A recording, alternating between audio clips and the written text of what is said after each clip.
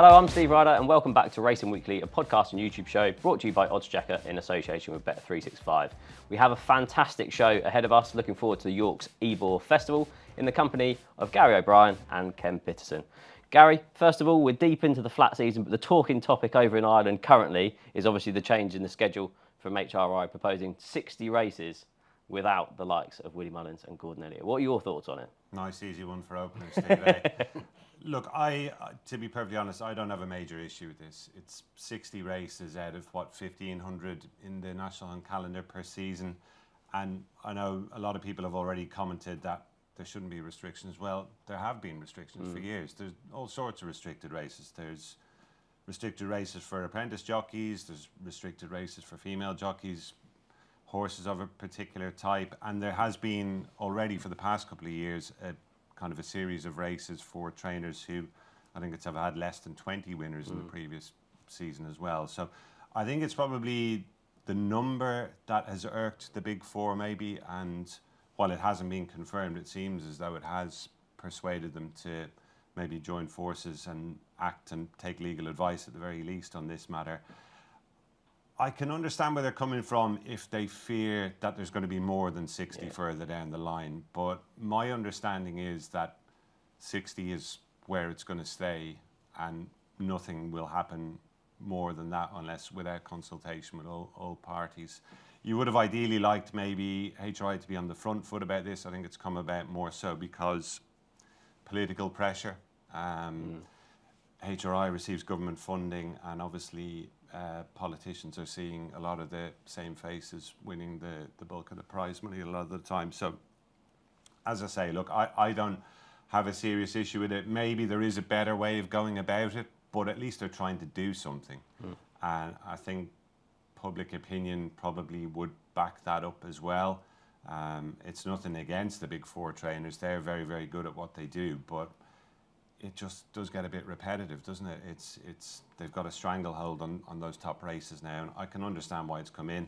I don't think it will get as far as legal action. If it does, well, it could get pretty nasty, couldn't it? And obviously when lawyers get involved, it gets very expensive as well. So I'm sure neither side want that to happen. So hopefully it can be resolved before that. I think if the big four trainers are reassured that it's only going to be 60 races and that is it, hopefully that will suffice for them to maybe come on board with it. Yeah, I think it is more protection ongoing, isn't it, rather than just this 60 race programme, like you said.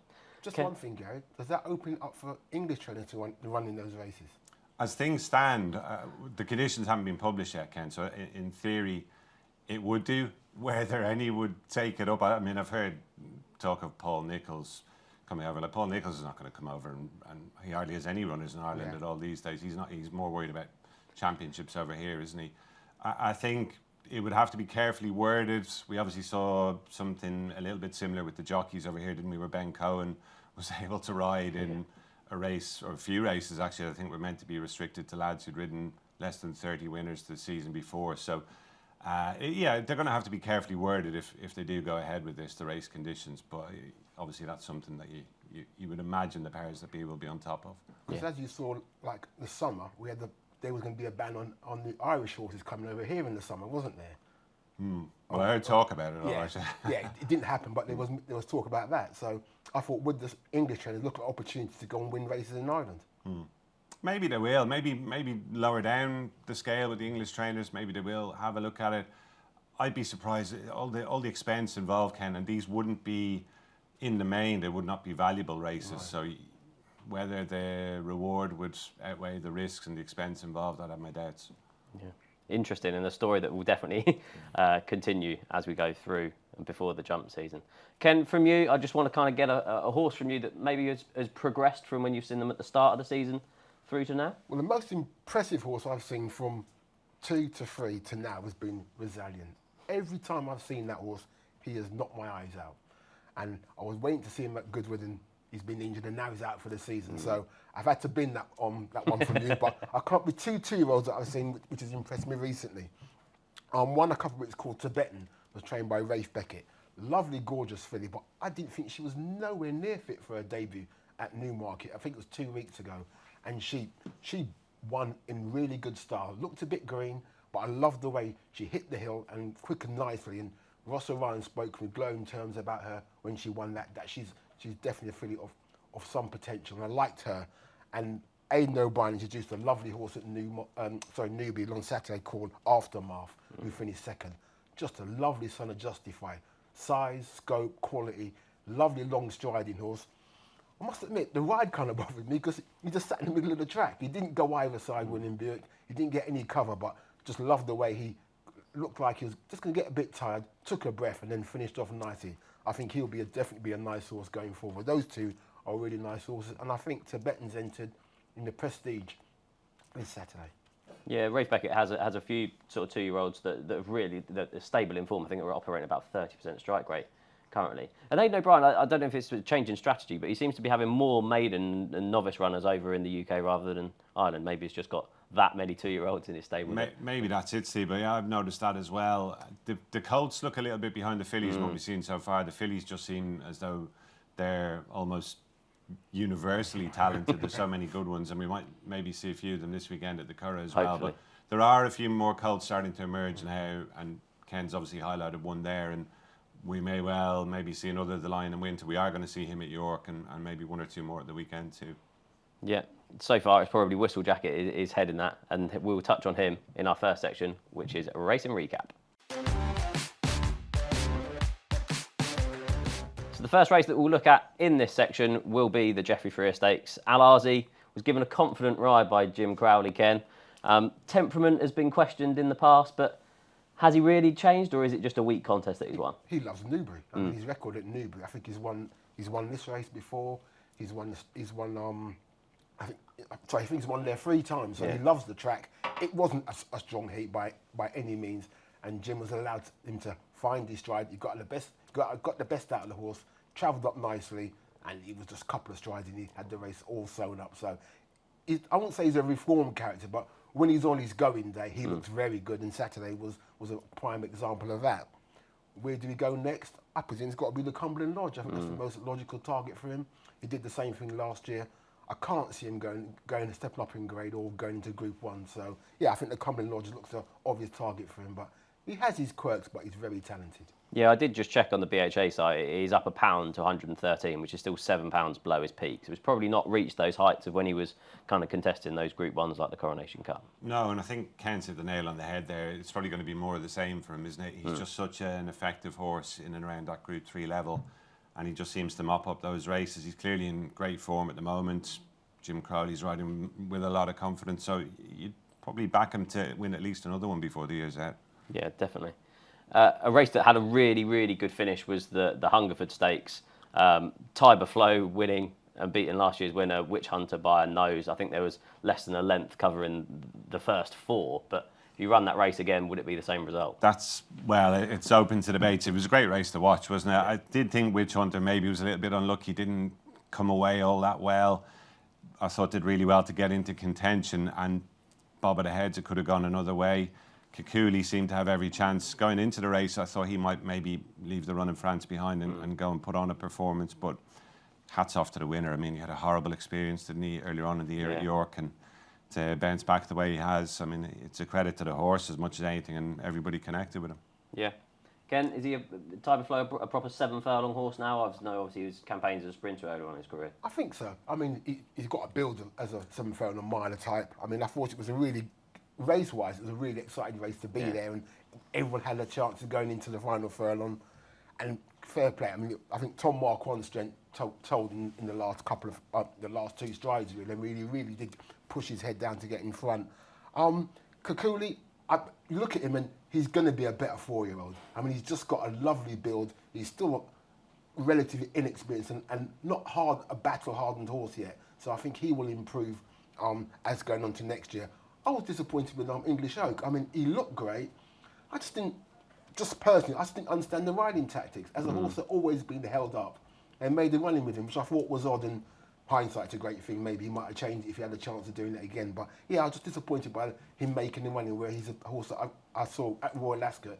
He had the pace to aim at, and he showed his turn of foot then. So just one of those things that just didn't work out for him on the day. Yeah, I think all of the top 3 all came from in behind. I think Hashim Murphy afterwards was at pains to kind of say, I wish I'd actually been behind as opposed to being the one to actually aim at. So yeah, interesting race to look forward to going forward. Royal Whip Stakes, Gary, I was against Continuous. I thought this drop down to 10 furlongs might test him, but actually showed a really good attitude in the finish. Yeah, he's such a versatile horse, isn't he, Steve? And I think that's summed up by his big race entries. You look at all the races he's engaged in, they go from 1.25 miles all the way up to 2 miles. And he'd probably be competitive in just about every one of them. Aidan O'Brien was saying after the race, the only reason he hadn't been seen since Royal Ascot was that basically other horses had taken potential spots for him. So he'd kind of been waiting in the wings to run for a while. And maybe with connections, possibly considering travelling a bit more with him later on in the year, lighter campaign mightn't be any harm in the early part of the season. So with his Japanese breeding, you might well think maybe the Japan Cup could be a possibility for him later on. But such a versatile performer. I think sounds like the Irish Champion Stakes might be next. The Arc was mentioned too. And as I say, Japan Cup maybe further down the line.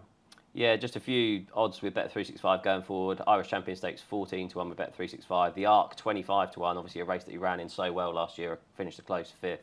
And then the Long Distance Cup, if they decide to go that route, is 10-1 with Bet365. Ken, what would you do with it? I'd go for the Arc trial. Yeah. I'd go for the Preliminary and then go to the Arc. He ran in the Arc last year. Yeah. He ran after winning the Ledger. I thought that was a very good effort. I just think, personally looking at him, I didn't think the 10 furlongs suited him. I think he was always in top gear at the 10 furlongs on Saturday. I just think 1.5 miles would just help him to relax a little bit, because when you watch his action, he was like, not wheel spinning, but you can see he was really trying for a run that day. But I just think maybe 1.5 miles Preliminary, then go on to the Arc. Yeah, another impressive performance over in Ireland at the weekend was obviously in the Irish St Ledger trial, Grosvenor Square. I mean, you don't give a rhyme or a 10-length lead, do you? No, you watch it and you think, stop the contest. I mean, it was just so. I mean, he gained his lengths after the first 2 or 3, and he thought they're just not going to catch him. I mean, a horse that stays. And if you watch his previous race against Tower of London, he did the same thing and just got caught. So you know he stays. Powerful galloper. I mean, it just adds to the strength in depth Aidan O'Brien will have going into the final classic, and he's got to be in contention after that performance. Because I mean, even though I know he was given the race, the one before that, beating Tower, when he nearly beat Tower of London, was a good effort. So yeah, he's going to be a very strong contender come the St Ledger. Yeah, it was. Yeah, 8-1 with Bet365 for the St Ledger going forward. Obviously, they've got a couple who are engaged in the Great Voltigeur, who you would naturally think will be heading to the St Ledger as well. But yeah, how do you think Grosvenor Square kind of goes against a few of the Aidan O'Brien horses? You couldn't possibly knock him, could you, after the way he won at the weekend? 20 lengths. I mean, you don't see that too often in a race of that nature. He wouldn't be top of my list for the Ledger all the same, Steve. I'd take on board what Ken was saying there about how the race was run. The second was only rated 78 going into it as well, so just provides a little bit of context. He's a good horse, there's no doubt about that, and he's obviously in a rich vein of form, has found his niche over 1.6 miles, but you just get a feeling Jan Bruegel, I think, is ahead of him in the pecking order, and I think Los Angeles potentially, whether that's where he ends up or not, obviously the Great Voltigeur might clarify things on that score, but I'd say he might be ahead of him in the pecking order as well. Maybe Illinois too. Yeah, it's going to be a race. If they do all run, he's going to be a pacemaker that you cannot ignore. So his presence in that sort of race will mean that others will have to rethink their tactics. Absolutely, and they're not averse to running a few of these good horses in the Ledger. I remember back in Tower of London in it, he finished only 4th. Yeah. I was kind of a little bit disappointed with him at the time. You look, come out and see what he's done since then. So every chance it could be a good Ledger this year. Yeah, another exciting horse going forward is Economics. Obviously, we saw his comeback on Thursday in the Game d'Orno. Impressive 2-length winner of a Group 2 at Deauville. I was really impressed, and kind of I think the justification for William Haggas to take the softly approach. Yeah, I was really impressed as well, Steve. I thought JRB had possibly clinched the race when he went clear, and it was a hell of an effort to overhaul him. Like you say, they took things very steadily with him. He did have that bit of blood in his nose after the win at York earlier on in the year, so you can fully understand that why they have been cautious with him. But on the evidence of that run the other day, I think the patience is going to be rewarded.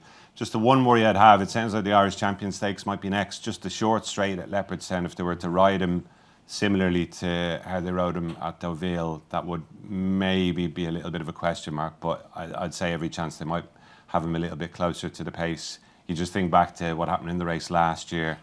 Some of the horses got too far back than they last year, and they'll probably be mindful of that happening again with him. But he's clearly very, very talented, and I'm looking forward to seeing him. Yeah, he's 7-2 with Bet365 for both the Irish Champion Stakes and the Champion Stakes. By all accounts, sticking over 10 furlongs this year, but you'd imagine next year that 1.5 miles won't be an issue at all. No, I wouldn't have thought so. I mean, when you see him, he's a big horse. Yeah. I mean, when I saw him at York, I can see why William Haggs was very much mindful not going to Epsom, because he's a really big horse and Epsom wouldn't have suited him, probably would have pulled him about. So I can see why he's taking his time after his performance at York.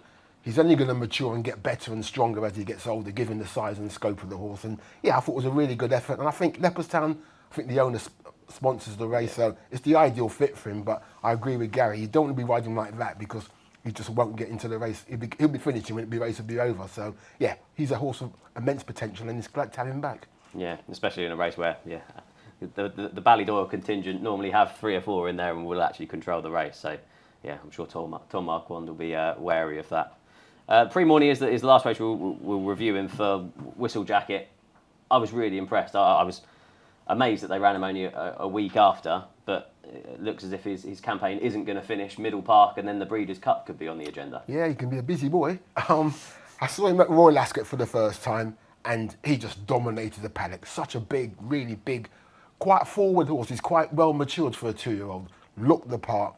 Wrong trip, I felt, when I saw him. Went to the July meeting, won nicely.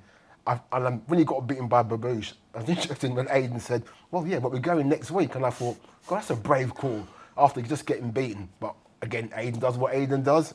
He comes out and I thought it was a really good effort. I mean, I would like to see Brian and me and horse closer to him, given the way the race has run, but I think the result would have been the same. I think he will campaign him again, but like I said to you this morning, I don't think he'll go to stud. They've already got his brother, Little Big Bear, so I wouldn't see why they'd have both the same siblings at stud at the same time. So I reckon he may hopefully stay in training next year. Yeah, definitely. And it gave a handsome compliment to obviously Babouche. She looks some sort of filly going forward, and Joe Lyons has a couple of those going forward as well. Absolutely, yeah. I don't know whether the plan is to run the other one maybe this weekend. Red Letter, the entries are only through for the debutant today, Steve. But Babouche, a very, very good filly. Whistle Jacket, though, you got to hand it to him. Like, to bounce out of a tough race there, come out and win Group 1, just, what was it, 8 days later. That was a hell of a performance. I did think he just got a bit of a smoother run through the race than Beshabar, though. Beshabar got a bump, just come inside halfway, had to challenge out in the middle of the track. I'd like to see the two of them take each other on again. Could be maybe in something like a Middle Park or the Breeders' Cup. I think that's been mentioned for both of them. And I would agree, I think there's every chance this guy will stay in training next year, because along with Little Big Bear already having gone to stud, there's no real top sprinter there for them at the moment that, you know, to campaign in those big races.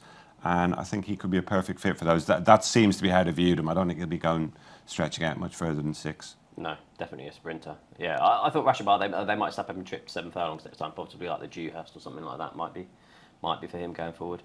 Ken, I'll come to you for anything else kind of that you've seen recently. I was taken by a few performances over in France, the likes of Simmering and Soprano and Friendly Soul. Yeah, Simmering, I thought it was a really good effort by Simmering that day. I mean, I like the way she quickened up and won the race, but then that pays a handsome compliment to Fairy Godmother, who beat her in the Albany. I mean, that form looks pretty strong now, and Fairy Soul is just, she's a really nice filly. I mean, she's had one blip on her CV at York when something went drastically wrong, but I like the way she won time before in the French race. Kieran Schumacher dictated it from the front, and he saved a little bit and just had enough to hang on. But you look at her, and even though they're going to go maybe pre the Opera and they might go to America, she's all about next year. She's still a work in progress. She's still a big filly that's got more to offer, and I think she'd make a lovely 4-year-old. Yeah, the only thing with her that I was thinking is she hung right-handed the whole way at York, didn't she? And she kind of did it again in France. They were a little bit off the rail, and she hung across into it. So whether going left-handed at the Breeders' Cup would be that'd be something that would definitely worry me around her. Well, yeah, but she's still lightly raced. I mean, she didn't race from my favourite. Don't she race at 2? I think she only had maybe 1 race at 2. So I think she's still relatively lightly raced in that respect. So I think she's still learning. But you see her, and she's just big, scopy. Just needs time just to fulfil her full potential. And I presume John Gosden will try and get the best out of her next year. Yeah, a horse that's coming along at the right time for Kieran Schumacher as well. Yes, yeah, he's had a few stick Kieran Schumacher, but I don't think he's done much wrong. I mean, I think the point is the yard hasn't got the firepower it had in years gone by, and and unfortunately someone's got to take the blame, and at the moment it's Kieran Schumacher. Yeah.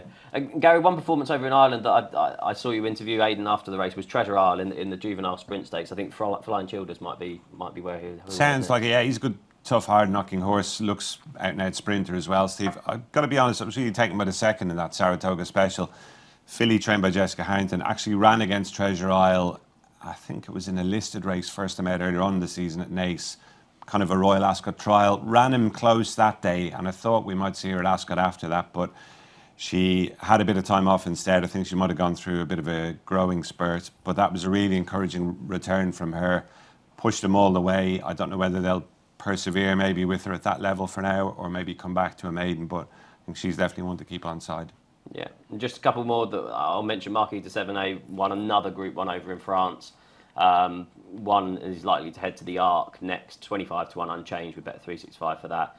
I just thought it was really nice to see Chancellor back. Was a horse with a huge reputation. Got back to winning ways at Doncaster, and it will definitely be stepping up in grade next time. So that brings to an end Racing Recap. Before we get into our York preview, just to let you know that our sponsor Bet365 have a best odds guaranteed offer. It's available on every UK and Irish race from 8 AM on the day of the race. If you take a price and the SP is bigger, Bet365 will pay you out at the bigger odds. Full terms and conditions can be found on the website. So it's going to be a fantastic week at York for the Ebor Festival. And Ken, the race of the meeting for me, looking at the declarations, is definitely the Juddmonte International Stakes. We've got a fantastic lineup. City of Troy heads the market 11 to 10 with Bet365, the Derby and Eclipse winner. You've got Calandigan, obviously an impressive 6th winner at Royal Ascot, next in at 7 to 1. Ambiente Friendly, bidding to reverse that Derby form, is next in at 7 to 1. Blue Stocking, who many thought might go for the Yorkshire Oaks, but they're going down in trip. She's in at 8 to 1, and then Alflayla at 10 to 1. Who do you like for this? It's a great renewal. I mean, normally we don't get this many horses turn up, No. so that's and from all different from parts of the world. So yeah, it's a really good renewal. I mean, look, City of Troy. If I'm not being honest, I don't think the mile and a half division is that strong this year, but he's head and shoulders the best middle distance colt around, without a shadow of a doubt. I love the way he won the Derby. I mean, what I liked about him, it was a strong pace. They stretched him out, but when Ryan asked him to close, he did it really smoothly, and he hit the line really strong. And if you remember when I was here last year, I was telling you how when he hit the boards at the Curragh, he's just got a lovely way about him. He's done nothing wrong. I just felt the Eclipse, softer ground, mile and a quarter. He kind of slipped coming around the bend. He just didn't look balanced to me at Sandown. Maybe the ground, maybe the trips. I wasn't too sure, but I think this track, and it's going to be a strong pace, will definitely play to his strengths. Long straight. Time for Ryan to wind him up. He's got to have a great chance, but this race has a history of upsets. I mean, we've had Golden Horn beaten Dylan Thomas, oh so sharp, and we can remember Brigadier Gerard. So this race has a big history of short price favourites being turned over. Of the horses who I think will go well, Blue Stocking. Well, if you remember, she was my horse to follow, and boy, did I do my money last year with her, and numerous times. But this year, she's rewarded me with some really good performances. And she's a great advert to keep in training. She improved. She's won 2 good races, and her run in the King George showed that she can mix it with the boys. So I'm glad she's in the race. But I'm going to take a chance with Alflayla. Has a great record at the track. I mean, as Gary said, if you remember him in last year's Champion Stakes in Ireland, things didn't go his way. He was stuck. He started slowly, had too much ground to make up, and wasn't unable to do it. He had a slight injury. He came back. And at York, and I know he was undercooked at York, and I thought it was a really good effort to come out on top. He'll improve again. I think each way about 10 to 1 or 9-10 to 1. I think I'd go Alflayla. I mean, I've got nothing against City of Troy, but Alflayla would be my each way selection in the race. Yeah, Gary, Ken taking on the favourite then. Ryan Moore got off City of Troy last time and said, he could well win by 10 lengths next time. Is this going to be the make or break performance for him? I hope it will be. Basically, to me, the race revolves around which City of Troy turns up. I mean, if the City of Troy that won at Sandown turns up, he's going to be vulnerable here, and 5 to 4 is going to look, I think, a pretty stingy price. But if we get the City of Troy back, who won the Derby and carried all before him as a Tyrrell last year, well, it'll probably look a good price. I wouldn't be prepared to back him at that sort of price in such a strong field as this, to be honest. Like Ken, I'd be looking outside the favourite, either to back something each way or perhaps maybe without the favourite if you do feel that City of Troy is going to show his best. I think everything's in place for him to show his best. The long straight at York, the ground is going to be in his favour unless there's a late downpour. So look, I fully respect him, but like Ken, I think Alf Leila is the solid option against him. Thought he did so well to win last time, coming from the back of the field in a really tactical affair. He's got a great record at the track. I think you can easily give him a pass for his 2 defeats, one in the Irish Champion, which Ken spoke about, and his first run this year. It sounded like he was maybe a little bit ring rusty going into that Ascot race. So, and I still thought he ran pretty well, but I loved his attitude last time. Really stuck his neck out, and we've seen that from him in the past as well. He looks like he's coming into this with all guns blazing. And at 10 to 1, and I'm not sure what price he'd be without the favourite, I'm more than happy to have a few quid on him. Yeah, I did just check then. Yeah, the betting without market isn't up yet, but yeah, definitely by the time this show comes out, that'll be up on the Bet365 site. The race before that is the Great Voltigeur Stakes. You've got Irish Derby winner, Los Angeles heading the market here at 5 to 4. Kim's Gambit, first start over 1.5 miles, next in at 9 to 4. Illinois, another for Aidan O'Brien, 5 to 1. Dear a Mile obviously finished 4th in the Derby, next in at 9 to 1. Space Legend, and then Euphoric, who you'd imagine is in as a pacemaker. Los Angeles I thought was okay in the Irish Derby, but I think this track should suit him well with that long straight. It should, Steve. Yeah, that said, I'm going to go against him. I'm going to take him on with King's Gambit here, and obviously I'm hoping that form from New York last time is going to work out well. I mean, there's potential for a little related double there, I suppose, with Alf Leila. I thought that was a good run. Maybe on the day I might have been a little bit disappointed because he seemed to have the run of things from the front, but then you look back at it and look through some of Alf Leila's form. I don't think there was any disgrace getting beaten by him that day, and you can guarantee he's going to, if not be dropped in at the back, he's going to take his time this time, William Buick on him. He's going to be back on board rather than making the running as he did last time. Hopefully it'll be a truly run race. You would imagine that'll be the case with Euphoric and Illinois in there as well. I think King's Gambit will be just able to sit on Los Angeles' girth or on his tail and pick him off later on. I don't think he'll have any problem with the 1.5 miles, and he's a horse I think's got plenty of upside still to him. Yeah, if you go back and watch that London Gold Cup win, you wouldn't think that this 1.5 miles would be an issue for King's Gambit, would you? Not really. I mean, he was always travelling nice in the London Gold Cup, and he did hit the line strong when he actually went to the front and won nicely. Yeah, he's a progressive horse. I mean, I do like him. Illinois is a really strong galloper. Dare a Mile. I mean, he wasn't that far behind Los Angeles in the Derby, but just wonder if he might want slightly softer ground with Dare a Mile. I'm against Gary. I think Los Angeles will win it. I mean, he's a character. I mean, anyone saw him getting saddled in the Derby when he nearly kicked Aidan. I mean, everyone took a gasp because he nearly actually kicked Aidan, got himself warm. He got himself slightly warm at the Curragh when he won that day. But just think, I think they thought he was a ledger horse until he ran into the Irish Derby. And then I think Ryan said he's got more pace than you actually think. So I think 1.5 miles round here will suit him. The only thing, he has to give away a Group 1 penalty, which I don't think is being done. Speaking to a friend of mine who does stats, Jerry said that I'm not sure that a Group 1 penalty is being carried to this race, but I'll go with Los Angeles to carry the penalty and win. Yeah, justified decision of connections to obviously supplement him for the race if he was to go and win. Yorkshire Oaks is next. We've obviously just had declarations come through at the time of recording. Obviously, Blue Stocking heading to the Juddmonte instead means that Queen of the Pride now heads to the market. You've got Content, who's been supplemented for this race, obviously following up her runner-up effort in the Irish Oaks. You got to me, the Irish Oaks winner, and then Emily Upjohn as well. So we've got 8 runners. You have got a bit of a... Well, you've got your 8 runners for your each-way field, but I'm not sure you want to be going each way at the prices here. No, I'm surprised Queen of the Pride is the favourite. Because, I mean, she's only beaten a horse called Tiffany, trained by Sir Mark, who won a Group 3 at Newcastle. So I don't know how strong that race, that form is really going into it. I mean, I still think You've Got to Me's got a good chance. I mean, You Got to Me and Content, the race didn't work out as the jockeys planned. I mean, Hector Kraut wanted to go to the front. He missed the break. He had to bide his time. Ryan got stuck in the gap where he didn't want to be. So I don't think their races went to plan. Where I think to go the smaller field, I think, and the track, I think it will suit You've Got to Me. So I think she's the one to be. She's a tough filly, and she is hard on herself, but she takes it well. So I think You Got To Me is the one to beat for me. And I thought the interesting one was Minstrel Star, who I like the way she won the Aphrodite Stakes at Newmarket. I mean, I know she's got to step up, but she could easily run into a place or even run above her odds suggest. But I'll go for Rafe Beckett to have her to win the Yorkshire Oaks this year.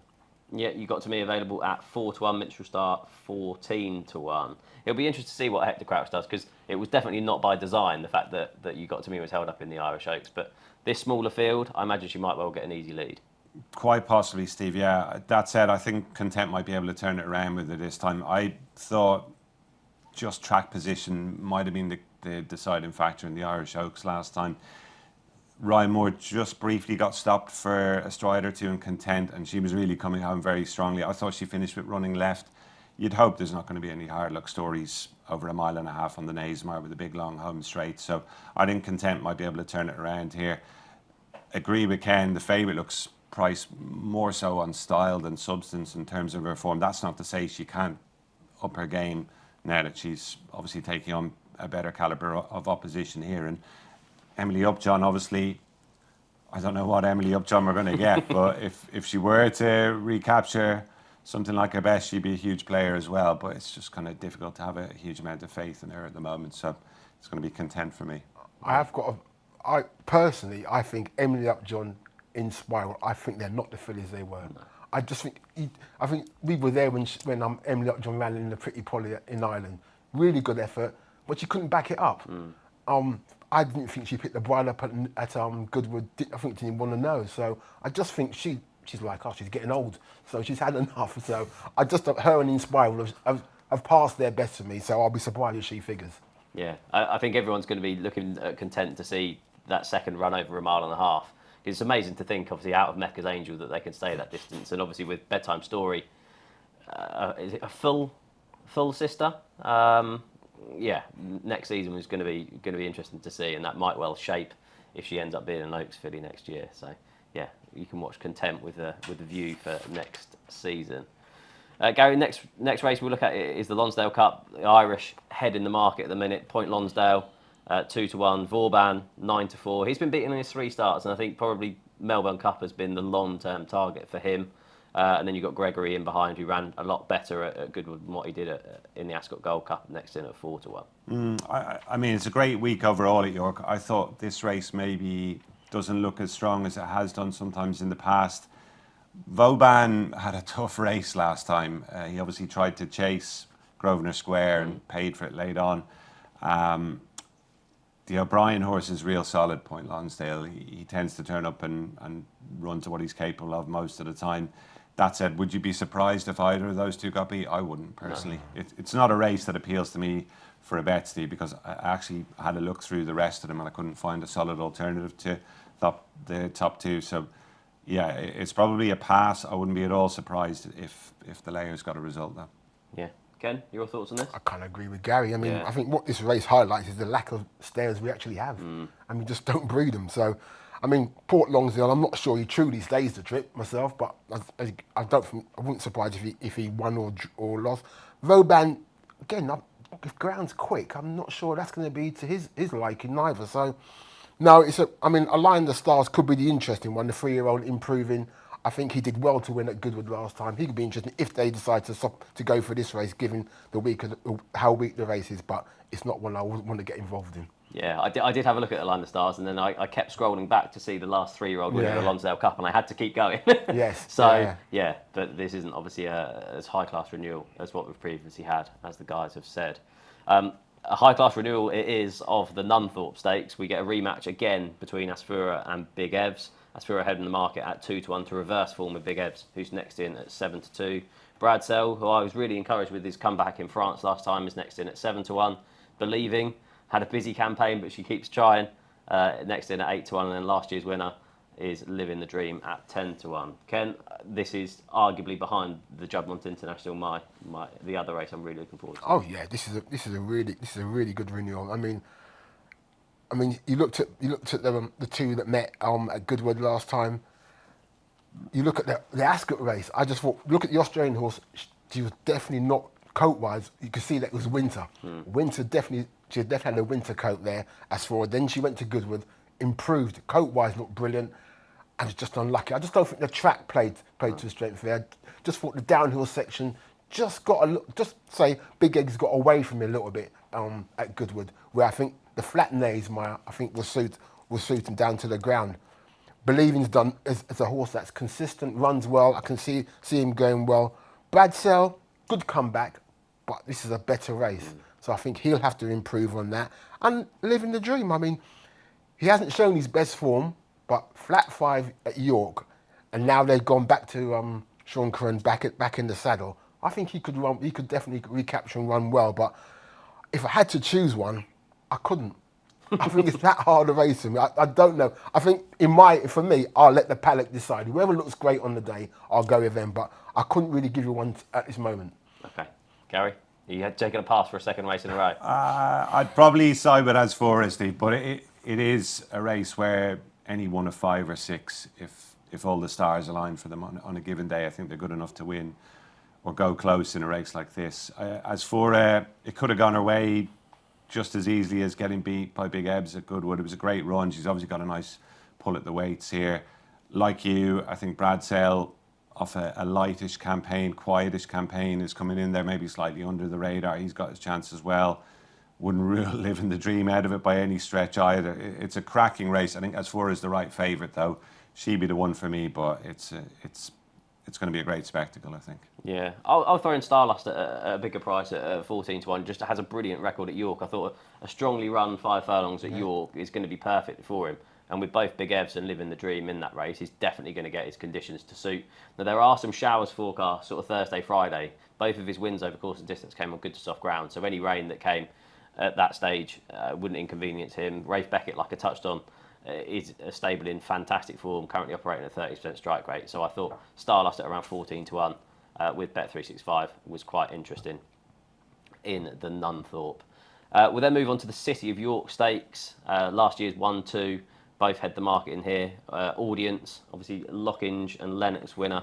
9-4 heads the market. Kinross won this race for the previous 2 seasons. Next in at 7-2, and then the 3-year-old Lake Forest next in at 4-1.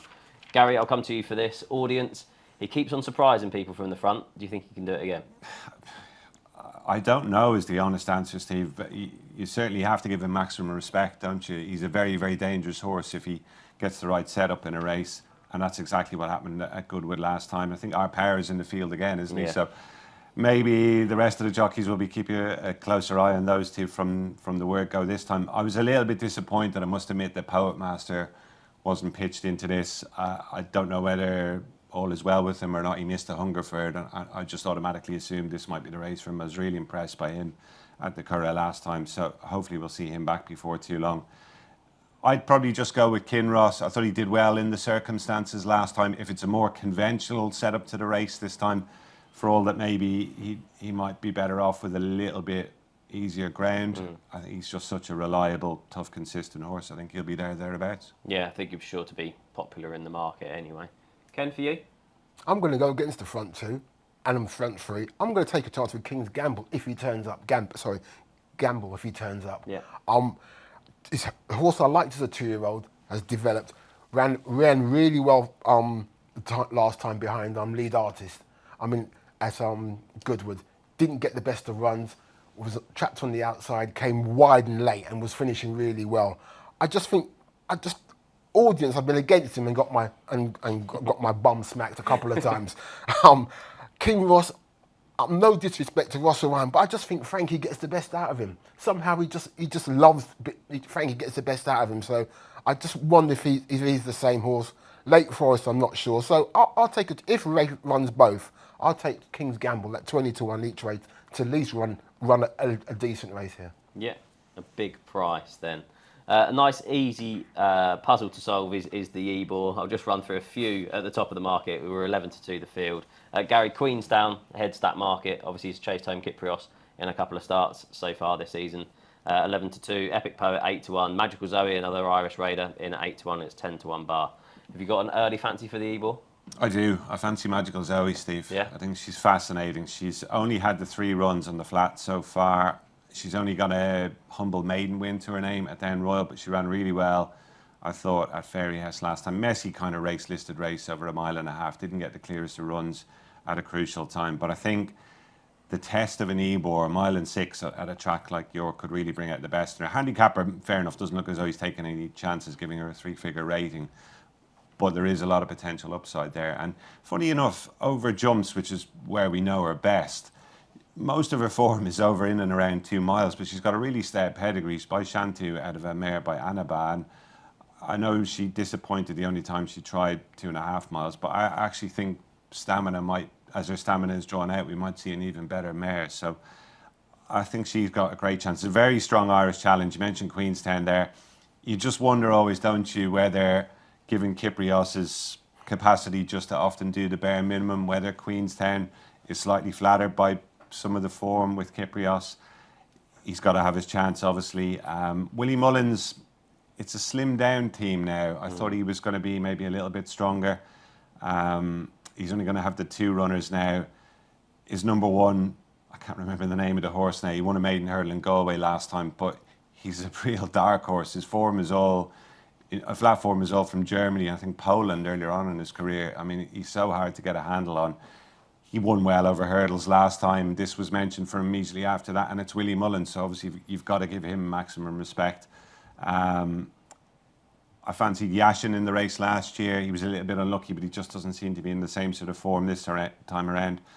To me, the best of the Irish is definitely Magical Zoe, Stephen. I think she's got a great chance of winning it for Henry de Bromhead.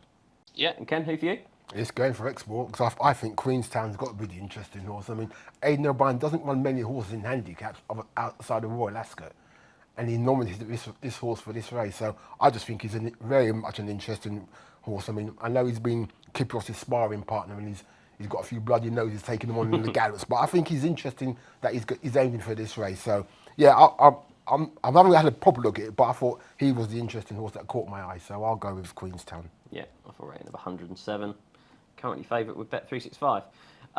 Gary, I'll come to you next. Kind of anything else over the week? Obviously, we haven't really touched on the 2-year-old races at the minute. A high-class renewal of the Acomb Stakes kind of kicks us off, and then you've got the Lowther and the Gimcrack. Yeah, the Acomb is a mouth-watering clash, isn't it? Godolphin against Ballydoyle there. I was really impressed by the Godolphin horse, I've got to say. He just looked a lovely type. First half of the race, he seemed to be clueless almost, and then it was like a different horse watching him come up the home straight there with his ears pricked.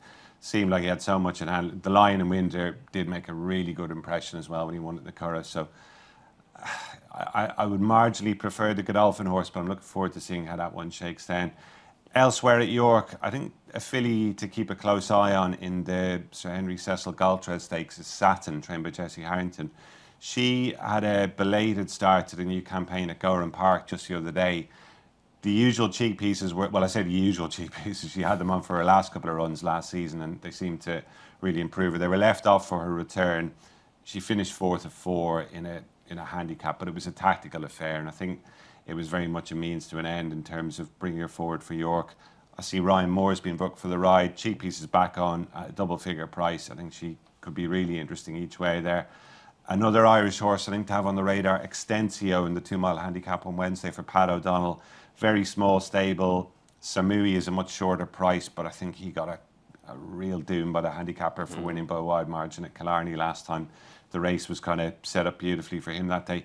Extensio's hardly run a bad race on the flat over the last couple of seasons, and I think he could go really well there. I'd love to see Pat O'Donnell, who's one of the great characters of Irish racing, have a big day at York. I think Fran Berry actually picked out the race for him as well, so he's under pressure if it doesn't go well.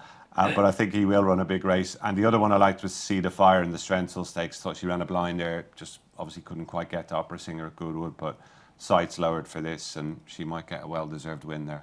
Excellent. Yeah, sat in 10-1 with Bet365. Extensio currently nibbled at 10s into 9-1 at the time of recording with Bet365. Ken, for you? The handicap on the Saturday, first race of a 1.5 course called Waffy of William Haggis. Very well fancied at Goodwood, but I don't think he liked the track at Goodwood. I mean, he didn't look happy going around the bends, and then on the back straight at the top, he was travelling better, but he didn't come down the hill at all. And I thought he did really well to finish where he did on that occasion. The only problem, he might not get in, and he's on the mark of 86, and he made a couple to come out, but he'll get in near the bottom of the handicap. So looks like it could be a well judged plan by William to get this in the bottom of the handicap. I think he's very much an interesting runner. And I thought the Celebration Mile, if King's Gambit doesn't go there, I think Leading Artist has got a good chance. I think looking at the way that the race may shape up, he may be able to again dictate the race from the front. And I think he's a horse again has a bit more to offer than what he's shown so far. So yeah, those were the two I was really interested in, was Wafi and Lead, and if Lead Artist, if he goes there. Just to mention Ruling Court, I was at Sandown when he made his debut, and you won't see a better looking horse. I mean, he's a real nice horse. I mean, plenty of quality, and as Gary said, he was clueless to start with. I mean, Buick was pushing that saddle, shaking his reins to get him going. So he was learning on the job. My only doubt about Godolphin this year, I mean, maybe I might be wrong, they haven't backed up their first runs. They've either won and not backed up their second run, or haven't performed in their first run. So just a little bit concerned about the way they've just happened to been running. But this fellow is very well being touted as a really big player in the Acom this week. Yeah, I think whoever wins that will be favourite for the 2,000 guineas for next season. Lead Artist 7-4 favourite with Bet365 for the Celebration Mile. Obviously, we'll see how that race cuts up with regards to City of York. King's Gamble for that is 12-1 currently. Right, before we get into our best bets of the meeting, just to let you know of a free-to-play 6 horses challenge. It's available every weekend with prize pools available for 5 and 4 correct predictions, as well as a jackpot for all 6. Terms and conditions apply. So Gary, your best bet at York, please. My best bet at York, I'm going to wait until the final day, Steve. Magical Zoe in the Ebor. I think she's got an awful lot more to give, and I think 1.6 on the Nays mark could really bring out the best in her. Yeah, currently available at 8-1 with Bet365. And Ken? My best bet is again on Saturday, but it's Alien Larby in the Lonsdale Stakes. Ran 5th in the 2,000 guineas and ran 5th in the St James Palace Stakes. Things didn't go to plan last time when they ended up making the running, which didn't suit the horse. I think you'll see a better horse this Saturday when he's been held up. Yeah, currently available at 7-2 at the time of recording with Bet365. And for me, I'll be going in the Gautra Stakes on Thursday, and that's C just in time. Connections won it with C theme last year. 12 of the last 13 renewals have been won by 3-year-olds. She was a really impressive winner on her debut at Newmarket, and things didn't quite go to plan at Goodwood on her next start when she was anti-post favourite for the Irish Oaks at that time. She got back on track last time at Kempton, winning under a penalty. William Haggas has gone the softly approach and gone here, and despite having to find £4 in the ratings on weight-adjusted ratings with Fairy Glen, I think she should take the beating, and she's currently available at 11-8.